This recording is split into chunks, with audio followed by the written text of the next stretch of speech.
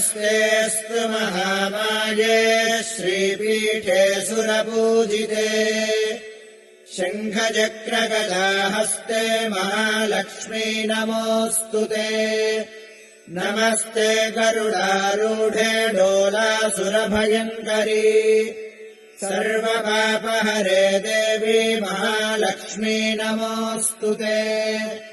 सर्वज्ञे सर्ववरदे सर्वदुष्टभयङ्करी सर्वदुःखहरे देवी महालक्ष्मी नमोऽस्तु ते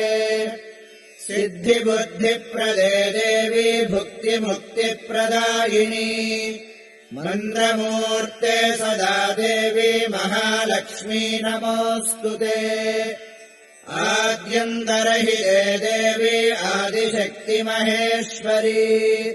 योगज्ञे योगसम्भू